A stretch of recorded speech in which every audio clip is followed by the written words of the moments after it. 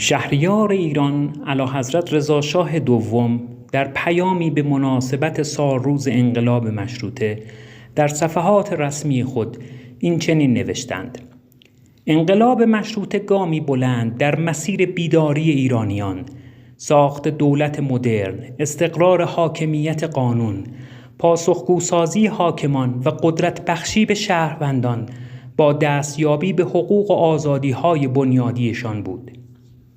پیشرفت و تعمیق مشروطیت در ایران و دیگر کشورها امری تدریجی و دارای فراز و فرود بوده است. در ایران در انتهای دوران قاجار نظام مشروطه دچار فترتی عمیق و کشور گرفتار بحرانها و تهدیدهای وجودی بود. در چنان فضایی نخبگان عصر که بسیاریشان از پیشگامان و قهرمانان انقلاب مشروطه بودند، برای نجات ایران و احیای مشروطه و خواسته‌های مترقی آن در کنار سردار سپه ایستادند و سلسله پهلوی را در چارچوب قانون اساسی مشروطه تأسیس کردند. تثبیت دولت ملی، برقراری ثبات و امنیت و ایجاد نهادهای مدرن در دوران رضاشاه و توسعه اقتصادی و صنعتی و گستراندن آزادی‌های اجتماعی در عصر محمد رضاشاه همگی در راستای تحقق خواسته‌های مهم انقلاب مشروطه بودند.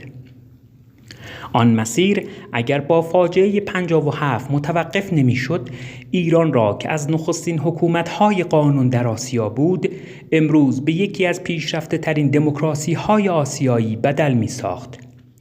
با وجود این ناکامی، تاریخ انقلاب مشروطه، فراز و فرودهای آن و دستاوردهای آن و شکستهای آن همچنان الهام بخش و راهنمای ما در مسیر مبارزه با جمهوری اسلامی و بازگرداندن قطار ایران به ریل ترقی و تمدن است. از مهمترین درس‌های انقلاب مشروطه برای امروز ما این است که حتی در دشوارترین لحظات همچون دوره استبداد صغیر که از سوی استبداد طلبان و مشروع خواهان بر مشروطه خواهان تحمیل شده بود، باور داشته باشیم که پایداری بر مسیر درست و پشتکار در مبارزه زمین ساز پیروزی نهایی است. بزرگداشت واقعی انقلاب مشروطه در زمان ما تلاش دوچندان برای به زیر کشیدن جمهوری اسلامی به عنوان یک رژیم غیرقانونی و ضد ایرانی و استقرار دگرباره دولت ملی است.